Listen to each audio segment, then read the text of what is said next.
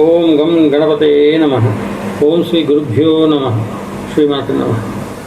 ఈ ఎపిసోడ్లో కోపు రసకర్పూర కట్టు గురించి తెలుసుకుందాం. కోపు రసకర్పూరం అంటే రసకర్పూరంలో గడ్డగా ఉండేటువంటి కర్పూరం. రసకర్పూరం ఎక్కడైనా మనకు సులువుగానే దొరుకుతుంది. ముందుగా సూర్యకారం, పచ్చి సూర్యకారాన్ని ఒక 100 గ్రాములు తీసుకోవాలి. కోపు రసకర్పూరము ఒకే ఒక బిళ్ళ, ఒక గడ్డ, ఒక 3 తులాలు అంటే 30 గ్రాముల వరకు తీసుకుని నాటి కోడిగుడ్ల తెల్ల సొనతో వీటినన్నిటినీ ఒక చిన్న కుండలో వేసుకుని నాటి కోడిగుడ్లు తెల్ల సొనని వేసి పక్వం చేసుకోవాలి. అంటే కనీసం ఒక 6 గంటల సేపు సన్న మంటతో పక్వం చేసుకుంటే ఈ రసకర్పూరము కట్టిపోతుంది.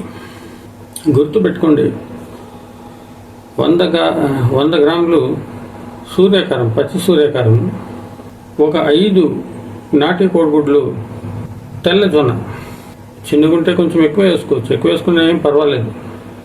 ఒక 8-9 గుడ్లు వేసుకున్నా కూడా ఏం పర్వాలేదు. ఒక దాంట్లో 30 గ్రాములు 40 గ్రాములు ఉంటుంది. ఒక 150-200 గ్రాముల వరకు వేసుకోవచ్చు. ఈ సూర్యకారం, పచ్చి సూర్యకారాన్ని కోడిగుడ్లని బాగా కలిపెడితే కరిగిపోతుంది. దాంట్లో ఈ రసకర్పూరం 3 తులాలు అంటే 30 గ్రాములు ఒకే ఒక బిళ్ళగా, ఒకే ఒక గడ్డగా తీసుకుని దాని మధ్యలో పెట్టి సన్న మంటలో ఉడికేయాలి. ఒక 6 నుంచి 7 గంటల సేపు ఉడికేసినట్టయితే రసకర్పూరము కట్టిపోతుంది. రసకర్పూరాన్ని సింధూరం ఎలా చేసుకోవచ్చు అనేది చూద్దాం.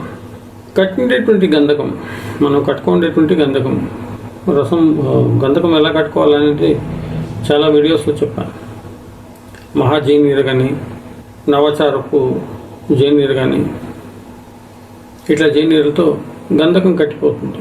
అటువంటి గంధకము 20 గ్రాములు కట్టినటువంటి గంధకం. అడవి జమ్ముడు పాలలో బాగా నూరుకోవాలి. నూరుకుంటే ముద్ద అవుతుంది, మైనంలాగా ముద్ద అవుతుంది. దాన్ని రసకర్పూరం, కోపు రసకర్పూరానికి కవచం ఇచ్చి, ఆ గంధకాన్ని కవచం ఇచ్చిన తర్వాత హారతి కర్పూరాన్ని ఆ కవచానికి ఎంత కావాలో అంత జిమ్ముడు పాలతో నూరుకుని దాన్ని కూడా కవచం వేయాలి. ఈ 2 కవచాలు పడుతుంది. ఈ కవచం ఇచ్చిన తర్వాత దానికి ఒక గుడ్డ చుట్టి మట్టి సీల్ వేసి, మట్టి సీల్ కొంచెం మందంగానే వేయాలి. మట్టి సీల్ వేయకపోతే, బాగా కొంచెం మందంగా వేయకపోతే మట్టి సీల్లో నుంచి బయటకు వచ్చేస్తుంది మనం పెట్టిండే మందు. అట్లా మట్టి సీలు వేసి ఎండించిన దాన్ని 15 పిడకల పుటం పెట్టుకుంటే అది సింధూరం అవుతుంది. దీంట్లోనే ఇంకొక విధానం మనం చూడవచ్చు. సూర్యకారాన్ని సున్నం చేసుకుంటాం. ఆ సూర్యకారాన్ని ఎలా సున్నం చేసుకోవాలనేటువంటిది చాలా వీడియోల్లో చెప్పాను. ఈ సూర్యకారాన్ని సున్నం చేసుకుని అడవి జంబుడు పాలతో దాన్ని నూరితే వీరికిపోయి నీరు వస్తుంది.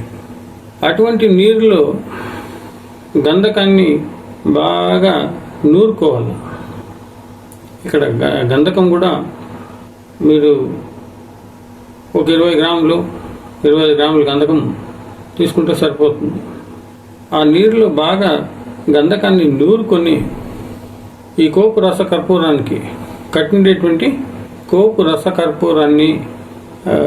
రసకర్పూరానికి కవచం ఇచ్చి 15 పిడకల పుటం పెట్టుకుంటే రసకర్పూరం సింధూరం అయిపోతుంది. ఇది చాలా మంచి యోగం, ఇది చేసుకునేటువంటి వాళ్ళకి. ఈ రసకర్పూర సింధూరము అనేక వారాల్లో వాడుకోవచ్చు. ఈ సింధూరాన్ని భస్మం చేసుకుంటే గంధకము, తాళకము, పత్ర తాళకము లేకపోతే స్వర్ణ తాళకము, మనశిల, ఈ 3టిని సమపాళ్ళలో తీసుకుని రసము అంటే మెర్క్యూరీ, ఇవన్నిటిని సమపాళ్ళలో తీసుకుని బాగా నూరి, నింపుల్స్లో బాగా నూరి ఎండబెట్టి జిమ్ముడు పాలతో, మళ్ళీ అడవి జిమ్ముడు పాలు తీసుకొచ్చి దాంట్లో బాగా నూరి ఈ రస సింధూరాన్ని దాంట్లో కలుపుకొని 25 పిడికల పుటం పెడితే అదంతా కలిసి సింధూరం అవుతుంది. రాగి పెయిన్ కానీ వెండి పెయిన్ కానీ తీసుకుని పోవచ్చు దీన్ని. ఈ కోపు రస కర్పూరం, సూర్యకారము, కోపరస కర్పూరం, ఇవి రెండింటిని జమ్ముడు పాలతో నూరుకొని తగరం వేసి నూరినప్పుడు దాంట్లో నీళ్ళు వస్తుంది విరిగిపోయి, జేనీరు లాంటిది. ఆ నీరుని సవీరము 10 గ్రాములు, ఈ కట్టినటువంటి కోపరస కర్పూరం, వీటి రెండింటిని చాలా జాగ్రత్తగా నూరుకోవాలి. నూరుకొని ఒక 15 పిడికల పుటం వేసుకుని చాలా జాగ్రత్తగా చేసుకోవాలి. ఎలా అంటే ఆ సీల్ కానీ ఓపెన్ అయిపోయింది అంటే ఆ పొగకి చాలా ప్రమాదం జరుగుతుంది. కొన్ని వాటికి చెప్పదలుచుకోలేదు నేను. చాలామంది అడుగుతుంటారు సోడియం మెటల్కి సంబంధించినటువంటిది, బోరాన్కి సంబంధించినటువంటిది, ఇవన్నీ చెప్పమని, జలపాషాణానికి సంబంధించినటువంటివి, ఇవన్నీ చాలా ప్రమాదం. ఎక్కడైనా పోయింది అంటే ప్రాణాలు పోతాయి. ఆ పుటం పెట్టిన దాన్ని తీసి మీరు మంచిలో కన్నా పెడితే దాంట్లో బ్రహ్మాండమైనటువంటి మహాజనీరు వస్తుంది. రసాన్ని కట్టి భస్మం చేస్తుంది. ఎటువంటి పదార్థాలనైనా కట్టేస్తుంది. కానీ జాగ్రత్తగా చేసుకోవాలంటే మళ్ళా చెప్తున్నా, వంట వండి అలవాటు ఉండేటువంటి వాళ్ళు మాత్రమే దీంట్లోకి రావాల్సింది. చిన్న పిల్లలకి చెప్పినట్టు ప్రతి ఒక్క విషయము చెప్పలేము. వైద్యులు కానీ లేకపోతే దీంట్లో అనుభవం ఉండేటువంటి వాళ్ళకి మాత్రము నేను చెప్పినటువంటివి అర్థమవుతుంది. ప్రతి చిన్న విషయాన్ని చెప్పాలా, ఇది ఎలా శుద్ధి చేసుకోవాలా, అది ఎలా శుద్ధి చేసుకోవాలా, పిల్లలకి ఏబిసిడీలు చెప్పినట్టు ఉంటుంది. ఈ కొత్తగా వచ్చేటువంటి వాళ్ళకి ఒక మనవి ఏమిరా అంటే, ఇటువంటి వీడియోలు చూసి ఎవరు చేయొద్దు, చేతులు కాల్చుకుంటారు. బాగా కొంచెం అనుభవం ఉండేటువంటి వాళ్ళు, వంట తెలిసిండేటువంటి వాళ్ళు చేసుకోండి. దీంట్లో బేసిక్స్ అని నేర్చుకోకపోతే మీరేమీ సాధించలేరు. జైనీర్లు అంటే పోకట్లు, పదార్థాలు, ఏ పదార్థాన్ని తీసుకొచ్చుకుని వాడుకోవాలా, ఏ ఇంగ్లీకం పనికి వస్తుంది, ఏ రసం పనికి వస్తుంది, ఏ గంధకం పనికి వస్తుంది, మడసిలలో ఎన్ని రకాలు ఉంటాయి, ఇవన్నీ తెలుసుకోవాలి. ఇవన్నీ తెలుసుకున్న తర్వాత, జైనీర్లు దించుకున్న తర్వాత అప్పుడు ఏదైనా ఫార్ములా పైన పనిచేయాలి. ఎక్కడో మధ్యలో వచ్చి ఆ వీడియోని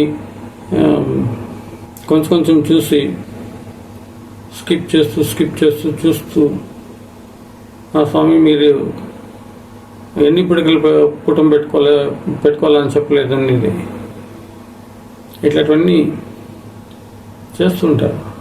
వయసు కారణంగా ఎక్కడైనా కొన్ని సందర్భాల్లో ఏదైనా మాట మర్చిపోయింటే మీరు అడగచ్చు.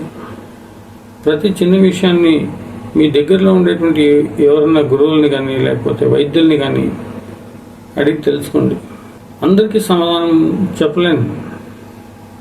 కొన్ని వందల మెసేజ్లు వస్తుంటాయి, వాయిస్ మెసేజ్లు పెడుతుంటారు. అన్నిటికీ సమాధానం చెప్పడానికే ప్రయత్నం చేస్తాను. కొన్ని సమయంలో కుదరదు. నేను వీటిపైన ఎక్కువ టైం కేటాయించలేను. దయచేసి అర్థం చేసుకుంటారని అనుకుంటున్నా. చిన్న విషయాల్ని వాయిస్ మెసేజ్లు పెట్టి,